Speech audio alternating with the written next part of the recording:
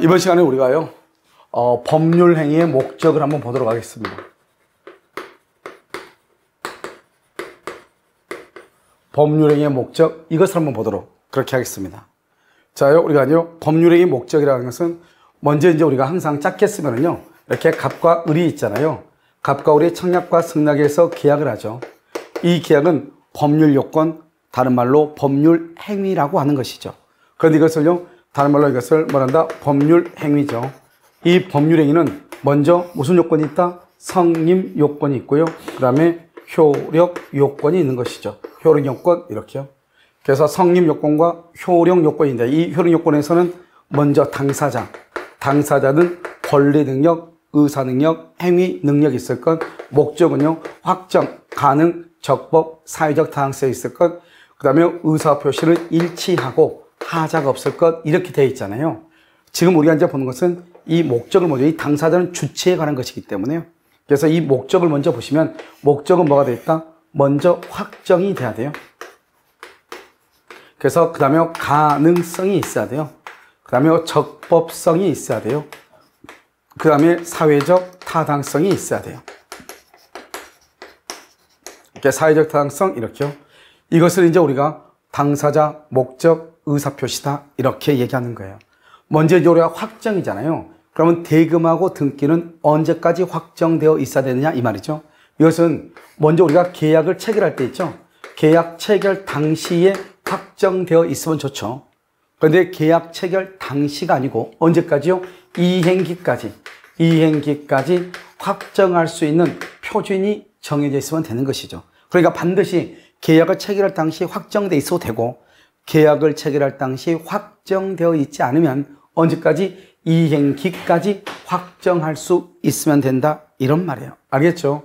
그 다음에 뭐가 있다? 가능성이 있죠. 가능성.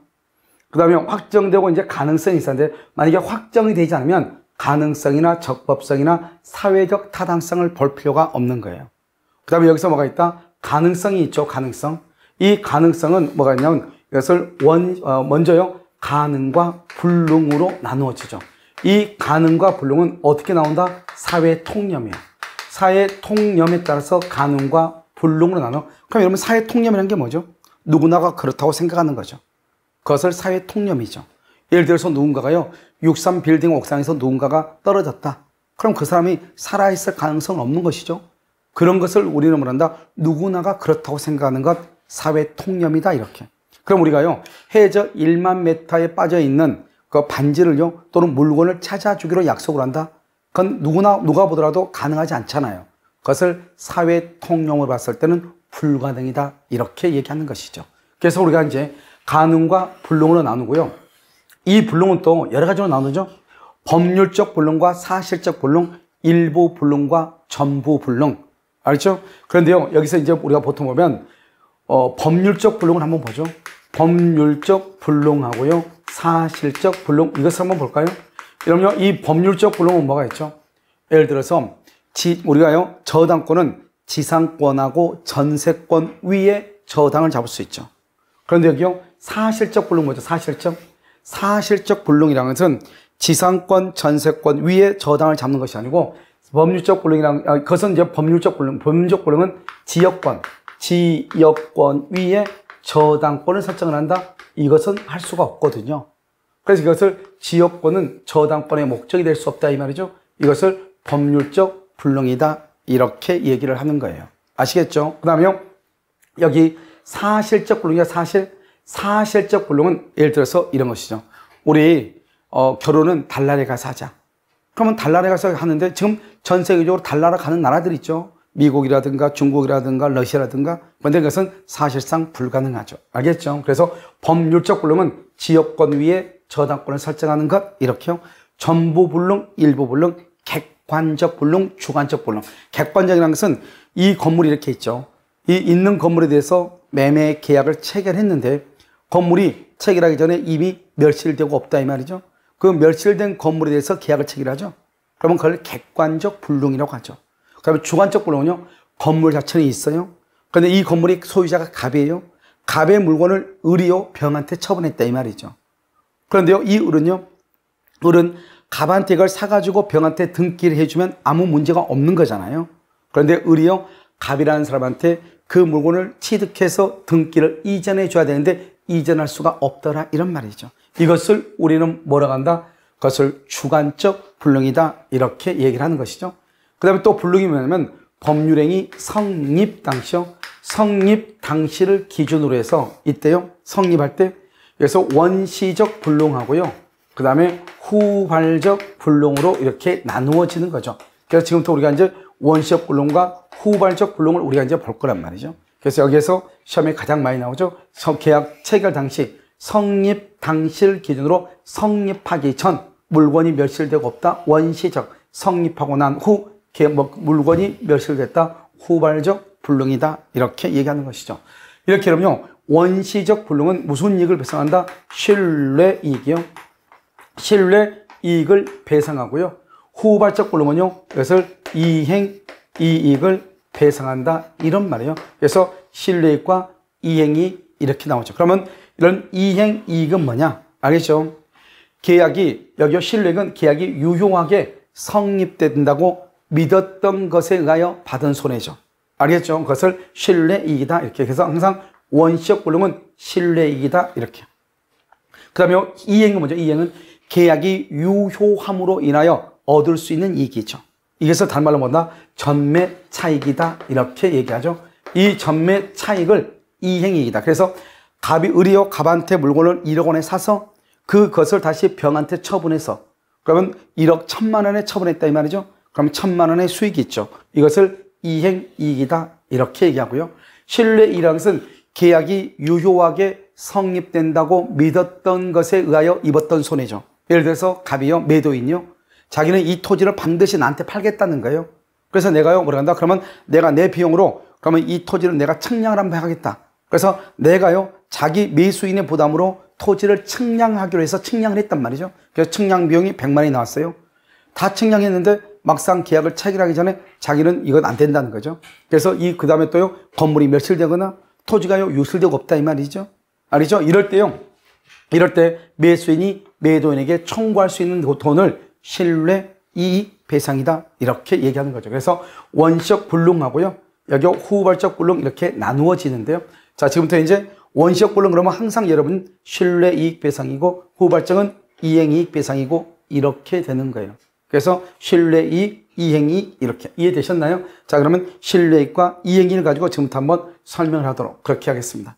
자, 여러분요 여기서 이제 한번 볼까요? 이렇게요. 그런 거 다 놔두고 여기서 가능성에서 성립 당시를 기준으로 여기서 원시적 불능하고요. 그 다음에 여기 후발적 불능 이렇게요. 그럼 이것은 민법 총칙하고요. 채권법에 있어서 계약 강론에 보면 계약 총론이라고 하는 게 있어. 거기 보면 위험 부담이라는 것이 나온단 말이죠. 거기하고 같이 연결이 되는 거예요. 알겠죠? 그래서 여기 원시적 불능이죠. 원시적이고 그 다음에 객관적이고요. 그 다음에 이것은 여기서 전부가 불능이죠. 전부가 불능 또는 여기 일부가 불능 이렇게 나누어지고요. 그러면 이 원시적이라는 것보다 항상 원시적은 어떻게 찾느냐? 여기 이미 멸실 이렇게요. 이미 멸실 또는요 이미 수용 이렇게. 이미 멸실, 이미 수용됐다. 그래서 이미 멸실됐다, 이미 수용됐다 이렇게. 그 다음에 이 원시적은 뭐다? 원시적은 신뢰이익 배상이다 이렇게. 신뢰이익이다 이렇게. 그 다음에 전부불능이죠. 전부불능은 일단 무효가 돼요. 무효. 그 다음에 535조요. 계약 체결상에 무슨 책임? 과실 책임을 지는 거예요. 그래서 계약을 체결하는 과정에서 잘못 있는 사람은 책임진다. 계약 체결상의 과실 책임 이렇게. 그래서 계약을 체결하는 과정에서 잘못 있는 사람 책임을 져. 이때 책임은 바로 신뢰이익 배상을 하죠. 왜요? 원시적 불능과 관계되니까. 그래서 여러분요 시험에 뭐라고 나온다? 계약 체결상의 과실 책임에 해당하는 것을 찾으시오.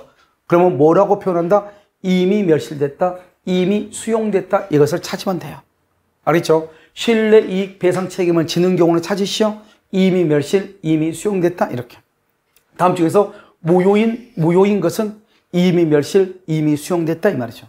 다음 중에서 원시적 불능에 해당하는 것은 이미 멸실, 이미 수용됐다 이렇게 찾으면 돼요. 알겠죠?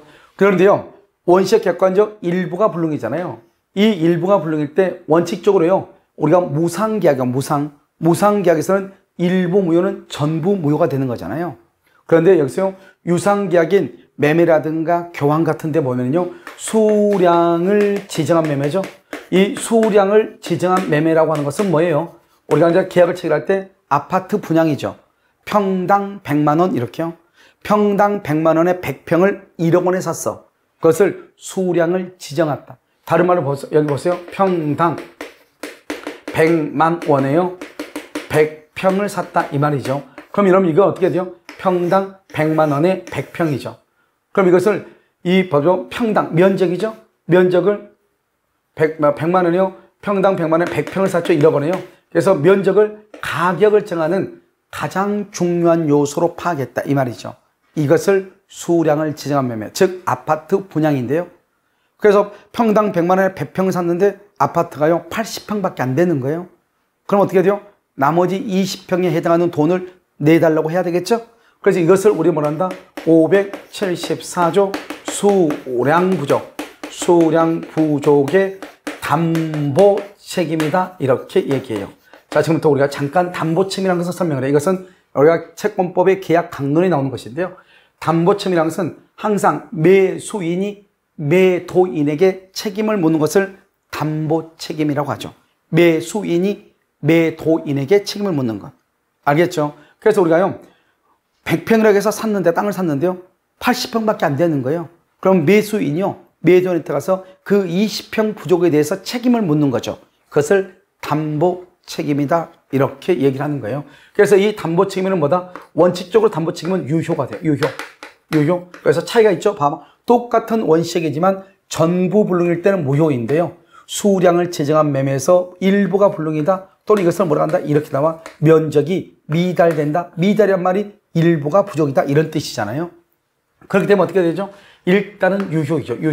유효인데 선의의 매수는 대금 감액을 청구할 수 있고, 대금 감액, 그 다음에 계약을 해제할 수 있고, 그 다음에 손해배상을 청구할 수 있다 이 말이죠. 그래서 대금 감액, 계약 해제, 손해배상 이것을 청구하는 것을 담보 책임이다 이렇게 얘기하는 거예요. 이것을 수량을 지정한 매매다 이렇게 얘기해요. 무슨 말인지 알겠죠? 이것을 담보 책임이다 이렇게 표현을 한다 이 말이죠. 알겠죠? 그 다음에 여기서요, 이게 지금 후발적이죠. 후발적. 그래서 원칙이 있고 후발적이 있잖아요. 그럼 후발적은 뭐예요? 계약이 성립하고 난 뒤잖아요. 이것을 후발적이다 이렇게 후발적은요, 일단은 뭐다? 유효이다 이렇게 유효. 그래서 유효이다 이렇게 얘기해요. 유효 이렇게. 그래서 계약이 성립하고 난 후잖아요. 이것을 유효 이렇게 유효. 알겠죠? 여기서 보면 이제 세 가지 있어요. 일단 유효인데 매도인이죠. 매도인. 여기 매수인이죠. 그다음에 이거 쌍방이죠. 이렇게요. 쌍방 이렇게. 매도인을 뭐라 한다? 채무자라고 얘기하고요. 매수인을 뭐라 한다? 채권자라고 얘기하고요. 쌍방, 매도인과 매수인 이 말이죠. 왜 우리는 매도인을 채무자라고 하는가? 여러분요, 이렇게 보시면 돼. 여기서 이제 우리가 물건이잖아요. 항상 우리가 이제 법에서는 약간의 약속을 했죠. 이런 봐봐요. 만약에 매매 계약이면 어떻게 돼요? 이 갑은 을한테요, 등기를 해줄 의무가 있고요. 그 다음에 대금을 받을 뭐가 있죠? 권리가 이렇게 있잖아요. 매수인은요, 매수인은 등기를 가져올 권리가 있고요. 대금을 지급할 뭐가 있죠? 의무가 있잖아요. 그럼 만약에 이 매수인은요, 등기를 기준으로 하면은 채권자죠. 대금을 기준으로 하면 의무자, 채무자가 되죠. 그런데 여기요, 매도인은요, 등기를 기준으로 하면 채무자가 되고요. 대금을 기준으로 하면 채권자가 되잖아요. 그러니까 여기서 어떻게 된다? 매도인이 채권자인지 채무자인지 알 수가 있다 없다? 없죠. 그러면 항상 어떻게 해야 돼요? 매도인이 소유권 이전 등기를 함에 있어서 이런 말, 매도인이 매매 대금을 받음에 있어서 이런 식으로 항상 기준을 정해줘야 돼. 그러면 얼마나 책이요 두꺼워지고 책이요 지저분해지겠어요? 그래서 일단 우리 법에서는 어떠한 약속을 했느냐? 이거는 항상 아무 말이 없으면, 만약 예를 들어서 대금이다, 등기다 이런 말이 없다 이 말이죠. 그래서 아무런 말이 없으면 먼저 이것을 물건이라고 얘기하는 거예요. 물건. 이 물건을 기준으로 해가지고 물건. 그러면 등기죠. 등기를 기준으로 해가지고 등기를 해줄 사람을 의무자, 등기를 받을 사람을 권리자라고 하죠.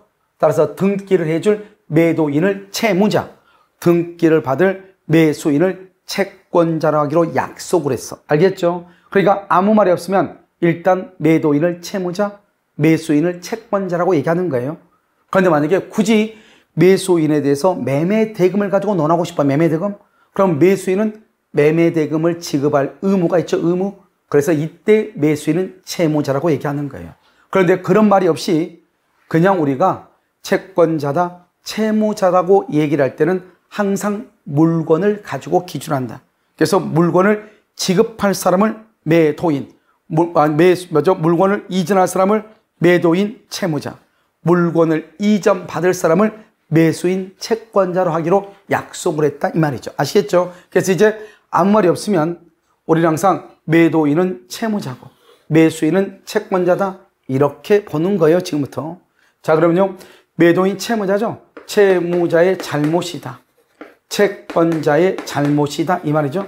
매도인의 잘못을 뭐라고 표현한다? 채무 불이행이라고 얘기를 하는 것이고요. 그 다음에 매수인의 잘못이죠. 채권자, 이것을 위험 부담이다 이렇게 얘기하고요. 쌍방이요, 매도인과 매수인 다 잘못이 없죠. 이것을 뭐라고 한다? 쌍방이 잘못이 없다. 예를 들어서 국가가 또는 천재지변에 의해서 갑도 을도 아닌 병, 제3자가 이런 말이죠. 이렇게요, 제3자의 잘못이 없다. 그럼 이것을 위험 부담 또는요, 뭐라고 한다? 이것을 대상 청구권이다 이렇게 얘기를 해요. 대상 청구권, 위험 부담 이렇게요. 물론 채무자의 잘못의 경우도 대상 청구권이 있을 수는 있죠. 그러면 여기 가장 중요한 건 여기서 채무 불이행이라고 하는 거예요. 그래서 우리가 항상 채무 불이행은 항상 후발적으로 채무자가 잘못이 있는 것을 채무 불이행이다 이렇게 얘기를 하는 거예요. 그래서 여기 채무 불이행의 경우는 계약을 해제하고 그 다음에 원상 회복을 청구하고 원상 회복 의무, 그 다음에 손해배상이라고 하는 것이 있죠. 그래서 여러분 여기서 이제 지금 여기서 중요한 것은 채무 불이행이 중요하다고 그랬죠. 그래서 여기서 여기 한번 봐봐. 여기 이 모든 이 빨간 박스 안에 있는 것이 후발적 불능하고 관계가 있는 것이죠.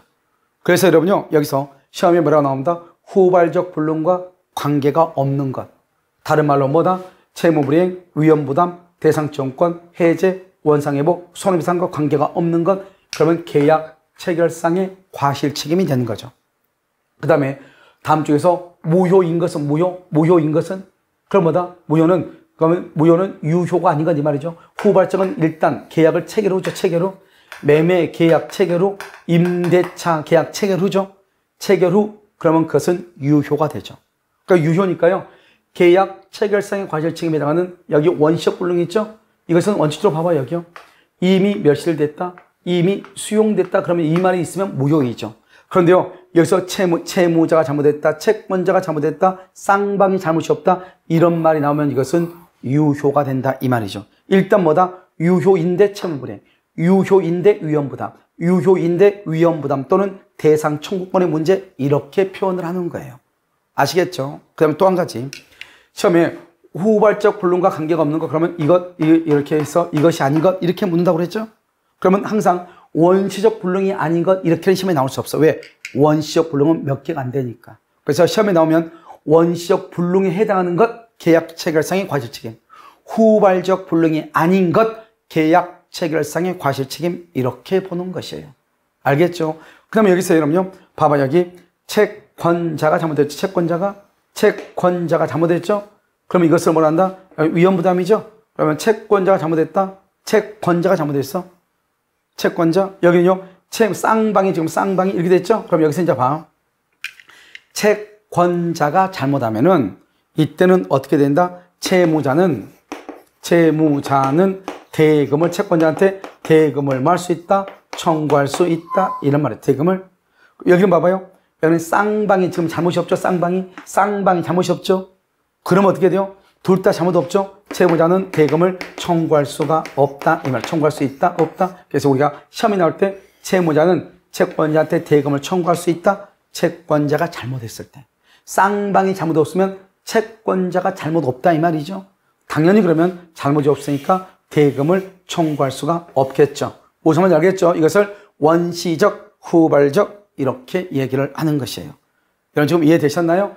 이것을 우리는 목적의 확정, 가능, 적법, 사회적 타당성이다 이렇게 얘기하는데 여기서 이제 우리가 가능성까지 봤죠? 그래서 이 가능성은 그림 도표를 보고 여러분들이 정리를 하시면 돼요. 그래서 항상 한 문제가 나올 수 있다 이런 말이고요. 그 다음에 이제 뭐냐? 적법성이라고 하는 것이 있죠. 자, 지금부터 이제 적법성을 한번 보시면 우리가 이제 법률행위 목적의 적법성이죠. 적법성 이렇게. 이 적법성은 먼저 우리 민법상으로 나누면 강행규정 또는 강행법규하고 임의규정, 임의법규로 이렇게 나누는 거예요. 그래서 강행법규는 뭐냐? 우리 법조문에는 이렇게 나와 있어. 선량한 풍속 기타 사회 질서와 선량한 풍속 기타 사회 질서와 관계 있는 규정이고 관계 있는 그 다음에 임의법규는 선량한 풍속 기타 사회 질서와 관계 없는 규정이다. 관계 있는 이렇게. 그것을 강행규정, 이것을 임의규정 이렇게. 그래서 선량한 풍속 기타 사회 질서와 관계가 있느냐, 선량한 풍속 기타 사회 질서와 관계가 없느냐 이 말이죠. 이것을 관계 있는 강행규정, 관계 없는 임의규정 이렇게 얘기해. 그리고 주로 강행규정은 주로 언제나 아니요. 주로 물권법에 남아있죠. 물권법. 그래서 뭐라고 나온다? 주로 강행법규에 대해서 문제가 나올 때 지상권 양도 금지 특약은 무효이다. 지분 처분 금지 특약은 무효이다. 이런 말이 잘 나오죠. 지문에. 그것은 물권법에 관한 규정은 강행규정이 원칙이다. 이런 말이죠. 물권 법정주의에 입각해서. 그 다음에 임의법규죠. 임의법규라고 하는 것은 뭐냐? 이것은 선량한 풍속 기타 사회 질서와 관계가 없는 이죠. 그래서 주로 어디에 있다? 채권법에 나와 있다. 이런 말이에요. 채권법에 이렇게 채권법. 그래서 주로 물권법, 강행법규, 주로 채권법, 임의법규 이렇게. 그래서 이것을 강행법규, 임의법규 이렇게 나누어지고요. 그 다음에 여기 강행규정이라고 하는 것은 또 강행규정은 이렇게 나누어지죠. 여기요 효력 규정하고요. 그 다음에 여기 단속 규정으로 나누어지죠. 그래서 효력 규정, 단속 규정은 이것은 우리 민법상의 구별이 아니고 행정법규상의 구별인 것이죠. 그런데 우리가 대법원에서는 강행법규 얘기할 때 강행법규는 대법원은 효력 규정을 강행법규라고 얘기를 하는 거예요. 아시겠죠? 그래서 우리가 판례를 딱 봤을 때 강행법규에 위반돼서 무효다 했을 때 그때 강행법규는 효력 규정을 의미해요. 아시겠죠? 여기서 단속법규와 강행법규는 어떠한 차이가 있느냐? 우리가 이 법을 위반하잖아요. 법을 이렇게 위반할 수가 있죠. 그러니까 법을 위반하면 어떻게 돼요? 우리가 공법이요. 공법이라는 것은 공법하고 이렇게요. 여기 공법상이 있고 그 다음에 여기가 사법이 이렇게 있죠. 우리가 이러면 공법과 사법을 구별하는 것, 공법과 사법의 중간 영역에 사회법이 있고 뭐 이런 것들이 있는데 그것은 중요하지 않고 우리가 공법과 사법을 구별하는 기준은 뭐 주체설이지 뭐니 여러 가지 학설이 있어. 그것은 다 우리가 민법을 공부하는 데는 절대 중요하지 않고요. 뭐라고 보면 되냐? 이렇게 보시면 돼. 우리가 이제 국가 기관하고요. 우리가 개인하고 관계는 상하 관계죠. 이것을 우리는 공법 관계다 이렇게 보시면 되고요. 그 다음에 개인과 개인이죠. 개인과 개인 간의 관계, 즉 1대1의 평등한 관계를 다루는 것을 우리 이것을 사법이다 이렇게 보면 돼요. 그래서 상하 관계를 다룬다 한마디로 공법, 평등 관계를 다룬다 사법. 그러면 우리가 이제 민법에서는 이 공사법을 구별하는 것이 그렇게 중요한 것은 아니기 때문에요. 어떻게 우리가 보시면 되느냐? 국가기관, 예를 들어서 구청이라든가 시청이라든가 등기소라든가 이렇게 법원이라든가 이런 관계를 다룬다. 우리는 것을 공법관계. 그래서 소송행위라든가 공무원이 사표를 제출한다거나 공무원이 사표를 어디다 제출하죠? 국가에 제출하는 거죠. 그래서 사표를 제출한다든가 이런 것들은 다 공법관계다 이렇게 보시면 되고 갑이 을에게, 을이 병에게 이렇게 1대1의 관계, 평등한 관계를 다루는 것을 사법관계다 이렇게 이해하시면 돼요. 알겠죠?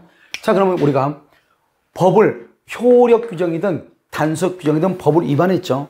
그러면 처벌을 받아야 돼, 안 받아야 돼? 받아야 되죠. 처벌은 누구로부터 처벌을 받죠? 국가로부터 받는 거잖아요. 그래서 공법적에는 형사처벌을 받죠. 그래서 효력 규정이든 단속 규정이든 형사처벌을 받는 거예요. 이렇게요. 형사처벌 이렇게. 그런데 우리가 사법관계에서는요. 사법관계에서는 그것은 여기서는 무효가 돼. 그래서 효력 규정에 위반되면 무효가 되고요. 단속 규정에 위반되면요, 이것은 유효가 돼. 유효. 그래서 우리가 보면 먼저 우리가 적법성에서 강행 규정과 임의 규정으로 나누고, 이 강행 규정은 또 효력 규정과 단속으로 나누는데, 대법원은 효력 규정을 대부분 강행 규정으로 표현하고 있고, 이 효력이든 단속이든 법을 위반하면은 공법적으로는 처벌을 받는 거죠. 구별이 안 되죠. 단속과 효력이. 그런데 사법적으로 효력 규정을 위반하면 무효가 되는 것이고, 단속 규정은 사법적으로 위반해도 유효가 되는 것을 단속 규정이다, 이렇게 표현을 하는 거예요. 아시겠죠? 그러니까 이제 구별이 이제 됐겠죠. 자, 그러면 이제 우리가 시험에 나올 때 어떻게 나온다? 여기서 어느 것이 단속 규정이고, 여기서 어느 것이 효력 규정이냐, 이것을 우리가 암기하면 되는 거예요. 알겠죠? 그래서 이런 것들은 이제 나중에 이제 여러분요, 기본서라든가 요약적을 통해서 좀 더 자세하게 나오는 것이고, 여기서 우리가 강의할 때는 모든 것을 다 이야기한다기보다는 큰 틀을 지금부터 얘기한다, 이 말이죠. 첫 번째, 효력 규정이 단속 규정보다는 더 훨씬 더 많기 때문에 단속 규정을 명확하게 이해하는 것이 더 중요하겠죠. 여기서 뭐가 나온다? 중간 생략 등기라고 얘기하죠. 이것을 뭐라 한다? 미 등기 전매 행위다, 이렇게. 우리 부동산 등기 특별조치법에 의하면 중간 생략 등기를 하지 못하도록 돼 있죠. 자, 중간 생략 등기는 갑이 을하고 계약하고 을이 다시 병하고 계약한다, 이 말이죠. 그래서 어떻게 한다? 갑이 을한테 등기하고 을이 병한테 이렇게 등기해야죠. 그러면 이 을은요, 이제 등기를 넘겨받으니까 등기 비용이 들어가고, 소유권이 취득하니까 취득세가 나오고, 또 병한테 처벌하면 양도세가 또 나오죠. 이러한 세금을 탈루시키기 위해서 이 을은 자기가 등기하지 않고 갑에게 부탁해서 직접 병한테 이렇게 등기를 하는 것을 중간에 있는 사람의 등기가 생략되어 있다, 이런 말이죠. 알겠죠? 이러한 중간 생략 등기는 부동산 등기 특별조치법에 의해서 그것은 못하도록 되어 있는데, 만약에 중간 생략 등기를 했다 그러면 어떻게 했다 그러면 이 병은 사법적으로는 유효이다. 갑하고 을하고 병 간에는 유효가 된다. 따라서 병은 소유권을 취득한다, 이 말이죠. 알겠죠? 그런데 공법상으로는 형사처벌을 받는다. 그래서 을은 형사처벌을 받는다, 이 말이죠. 그러니까 을이 형사처벌을 받는 것은 논외로 하고, 일단 이 병이 사법적으로는 유효하게 소유권을 취득하는 그것을 우리는 단속 규정이다, 이렇게 표현을 하는 거예요. 알겠죠? 그 다음에 이 단속 규정에는 또 어떤 것들이 있냐면, 우리가 무허가 음식점이요, 무허가 음식점, 그 다음에 무허가 숙박업, 이런 말이죠. 이런 것들도 단속 규정으로서 유효이다. 즉, 갑이 사업자 등록도 하지 않고 분식점을 했다, 이 말이죠. 그럼 분식점을 차리면 형사처벌 받죠. 알죠? 벌금, 형사 고발되면 벌금형 받죠. 그런데 이 갑이 물건을 만들어서 을한테 김밥을 팔았다, 이 말이죠. 이 거래는 사법적인 거래 자체는 유효이다, 무효이다? 유효이다, 이런 말이죠. 알겠죠? 그 다음에 세 번째요. 우리가 공인중개사법 있죠? 그래서 중개사법에 보면 뭐가 나오냐면요, 직접 거래 금지라고 하는 것이 나와요. 직접 거래 금지 규정이요. 이 직접 거래 금지 규정은, 여기에 이 건물이 있는데 아파트요. 갑이라고 하는 사람이 이것을 을한테요, 이걸 중개업자라고 그래요. 이 중개업자인 을한테 이 아파트 있죠. 이 아파트에 대해서 아파트 좀 팔아달라고 한단 말이에요. 이것을 의뢰인이라고 하고, 이걸 중개업자라고 하죠. 그런데 이 중개업자가 이 아파트가요, 참 싼 값에 났단 말이죠. 그러니까 자기가 사고 싶어. 그래서 자기한테 중개를 의뢰를 했는데 자기가 직접 이걸 사버리는 것을 직접 거래라고 하는 거예요. 자, 중개사법에서는요, 이 중개업자가 중개 의뢰인으로부터 의뢰를 받은 물건을 자기가 직접 거래해서 직접 권리를 취득할 수 없도록 하고 있단 말이죠. 알겠죠? 그런데 그것은, 이 직접 거래 금지 규정은 그것은 단속 규정에 해당하기 때문에 일단 이 중개업자가 처벌받는 것, 행정형벌이라든가 또 사법상의 형벌을 받는 것, 형사적 형벌을 받는 것은 논외로 치고, 일단 갑의 물건을 을이 샀잖아요. 그래서 자기 앞으로 등기를 하게 되면 을은 사법적으로는 유효니까 소유권을 취득하게 된다, 이런 말이에요. 알겠죠? 그래서 이걸 얘기하고요. 네 번째, 우리가 주택법에 내는데 보면 전매 금지 규정이죠. 그래서 우리가 전매 금지 규정 같은 것은요, 알겠죠? 이 전매 금지 규정은 우리가 지금까지는 무슨 규정을 보고 있다? 단속 규정으로 보고 있는 것이죠. 알겠죠? 그래서 사실은 이것은 전매 금지 규정 이런 것들은 부동산 투기하고 연관성이 있기 때문에 사실 단속 규정이라기보다는 효력 규정으로 가야지 부동산에 대해서 뭐가 된다? 거래 질서를 확립하고 부동산 투기 수요를 잠재울 수 있는 아주 강력한 정책인데요.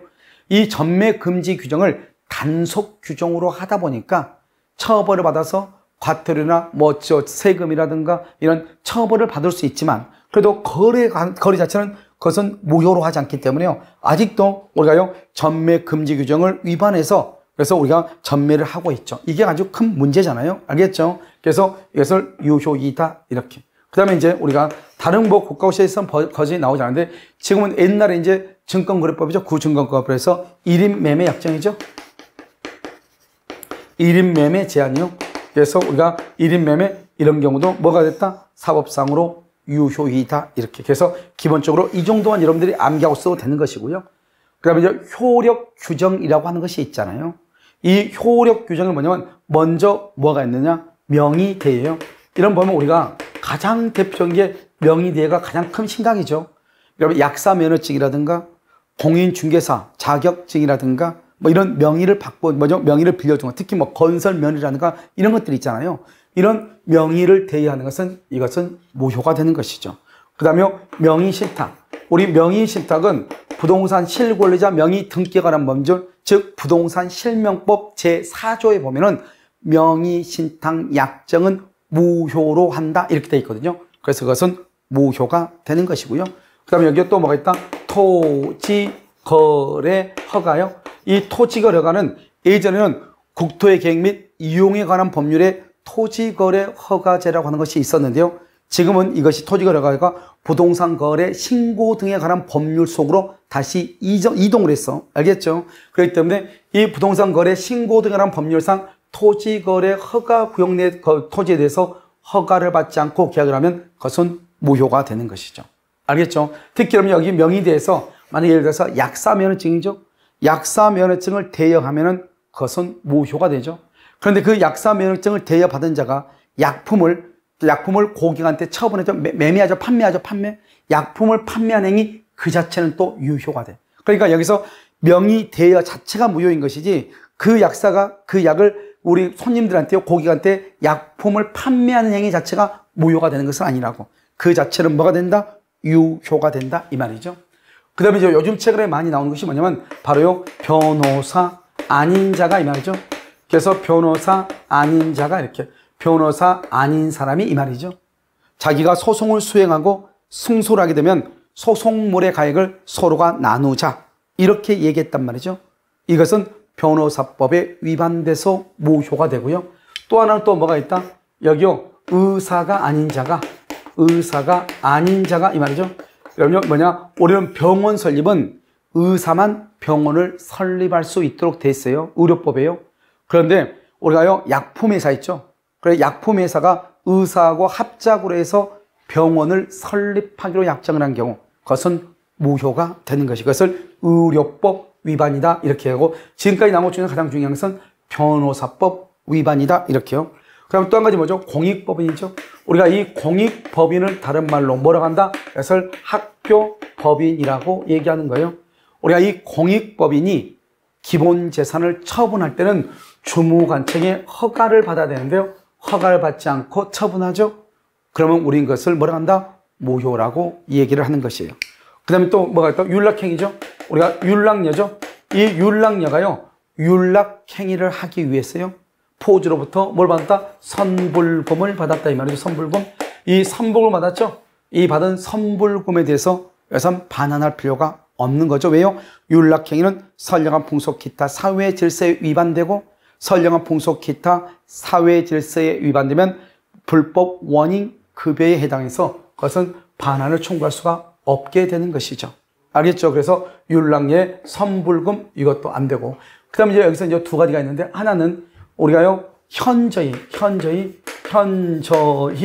고율의 이자 약정이요. 자, 이것은 이제 뭐냐? 우리는 지금 이자 제한법에서는요 최고 이자율을 24%로 정하고 시행령에서 25% 정하고 이 시행령에서는 24%까지 이자를 받을 수 있도록 되어 있죠. 그런데요, 만약에 이자를 29%를 받았다 이 말이죠. 그러면 몇 퍼센트? 5%가 초과가 됐죠. 그 5% 초과한 것은 무효로서 반환을 청구할 수가 있는 것이에요. 알겠죠? 그래서 반환을 청구할 수 있다. 고율 다 반환 청구하는 것이 아니고 뭐죠? 최고 한도를 초과하는 부분 24%를 초과하는 부분에 반환을 청구할 수 있다 이런 말이에요.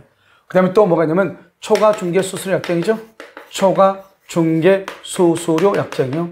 우리가요 초과 중개 수수료, 우리가 중개 수수료를 초과해서 받으면 그 초과 부분이 무효가 되는 것이에요. 초과 부분 이렇게요. 그 초과 부분만 무효가 되는 거니까 반환을 뭐 할 수 있다? 청구할 수가 있다 이 말이죠. 우리가 이러면 지방자치단체가요 공공재산을 가지고 있죠. 그런데 이 지방자치단체가 소유하는 공공재산을 처분할 때는 무조건 처분을 못해요. 일정한 절차와 방법과 이런 대금을 어떻게 선정하고 이런 모든 요건들이 엄격하게 규정되어 있단 말이죠. 그런데 이러한 규정을 어기고 지방자치단체가 공공재산을 처분하게 되면 그것은 강행법규에 위반돼서 무효가 되는 것이에요. 그래서 이것은 뭐다? 지자체죠. 지방자치단체가요. 자치단체가 자기네 공공재산을 처분할 때는 처분에 대한 절차하고 방식을 이렇게 규정한 법률이 있죠. 그것을 우리는 뭐란다? 효력 규정이다. 이렇게 얘기를 하는 것이에요. 알겠죠? 그 다음 또 이제 뭐가 있냐면 여기서 또 효력 규정이요. 우리가요 중개업이죠. 부동산 중개업은 등록을 원칙으로 하고 있죠. 등록이요. 그래서 이 중개업 등록에 관한 규정을 위반하면은 그것은 대부분이 다 효력 규정에 위반이 된다고 판례가 판시했죠. 그래서 우리가 중개업 등록을 하지 않는 사람이 부동산을 중개를 하고 수수료를 받기로 약정하는 것, 이런 것들은 다 뭐가 된다? 무효가 된다 이 말이에요. 무슨 말인지 알겠죠? 그래서 이런 것들은 중개업 등록과 관계된 규정, 이런 것들은 뭐가 된다? 효력 규정에 위반돼서 무효가 된다 이런 말이에요. 이해되셨죠? 그러니까 우리가요 이 효력 규정에 해당하는 것하고 단속 규정에 해당하는 것, 이런 것들은 어떻게 해야 돼요? 그것은 어떤 것이 효력 규정의 위반이고 어떤 것이 단속 규정의 위반인가 하는 것을 우리가 그것을 정리해서 암기하면 돼요. 물론 효력 규정에서 최근에 전원합의체 판례가 나온 게 뭐냐면 이거죠. 이런 임대주택 있죠? 공공 임대주택이요. 나중에 이것이 임대주택이 나중에 분양으로 가죠. 분양 전환을 하잖아요. 그럼 분양 전환할 때는 임대주택에서 분양을 해서 분양 전환할 때는 이제 내 마음대로 분양 전환할 수 없어. 이때 가격을 정하는 기준이 있단 말이죠. 그래서 어떻게 해요? 임대주택일 때 임대주택이 일반으로 이제 분양을 하게 되면 이때 분양대금을 얼마로 결정할 것인가, 얼마로 산정할 것인가 하는 금액을 산정하는 기준이 있단 말이죠. 그 기준에 관한 규정도 판례가 효력 규정이다 이렇게 얘기를 했어요. 알겠죠? 그래서요 임대주택을 일반 분양으로 전환을 할 때 분양 가격을 마음대로 정하면은 된다 안 된다? 안 된다 이런 말이죠. 이런 것들 다 뭐다? 효력 규정에 해당하는 것이다 이렇게 아시겠죠? 그래서 우리가 여기 보시면 일단 효력에서 뭐가 됐다? 효력에서 당사자와 목적과 의사표시죠. 이 중에서 목적이죠. 목적은 어떻게 된다? 목적은 확정되고, 목적은 가능하고, 목적은 적법하고, 목적은 사회적 타당성이 있어야 되는데요. 우리가 지금까지 적법성까지 지금 한번 봤다 이런 말이죠. 적법성까지 아시겠죠? 그래서 우리가 이제 이 적법성을 이제 배우는 것이 아주 중요한데, 여기서 법의 적법하다 해서 언제나 유효이다 그러면 안 된다고 그랬죠. 아무리 적법해도 사회적으로 타당성이 없으면은 뭐가 된다? 무효가 되는 거죠. 무효. 그래서 우리가 흔히 또 적법이란 말이 뭐죠? 적법이란 말은 여러분이 어떤 행위가 있죠. 여러분이 어떤 행위를 법질서예요. 이 법질서라고 하는 거울에 비추어가지고 이것이 반발하면은 이것을 위법이고, 알겠죠? 위법이고, 이것이 스며들면은 이것을 적법이다 이렇게 얘기해. 그래서 여러분들 행위가요, 길거리에서 침을 뱉었다 이 말이죠. 길거리에다가 침을 뱉었는데 이 법질서가 뭐냐? 경범죄 처벌법에 의해서 그 거울로 비춰봐. 그래서 반발하죠? 그러면 위법이고, 그것이 스며들면 적법이 되는 것이고, 사람을 살인했죠? 살인했으면 그럼 어떻게 돼요? 살인했으면은 여기 형법이라는 법의 법질서, 즉 형법이라고 하는 거울로 비춰봐. 살인행위를. 그래서 반발하면 위법이고 스며들면 적법이 되는 것이죠. 알겠죠? 그래서 우리가 적법성이라는 것은 반대가 뭐죠? 위법이다 이 말이죠. 그럼 위법한 행위는 우리 민법에는 뭐가 있어요? 채무 불이행과 불법 행위를 위법 행위라고 얘기하는 거예요. 그래서 우리가 이제 위법 그러면 우리가 형법하고는 약간 다르죠. 그래서 우리가 법률 사실을 배웠잖아요. 법률 사실을 보면 외부적 용태에서 보면 적법 행위와 위법 행위가 있죠. 그 위법 행위는 뭐가 있다? 채무 불이행과 불법 행위를 위법 행위라고 하고, 그렇지 않고 나머지를 말한다? 적법 행위죠. 이 적법 행위는 뭐가 있다? 법률 행위와 준법률 행위가 있다. 이렇게 우리가 나누어서 공부를 했잖아요. 그래서 우리가 위법 행위는 민법상의 위법 행위는 뭘 얘기한다? 채무 불이행. 그다음에 불법 행위를 얘기하고 그 외의 것을 뭐라고 표현하면 된다? 적법 행위라고 표현하면 되는 것이에요.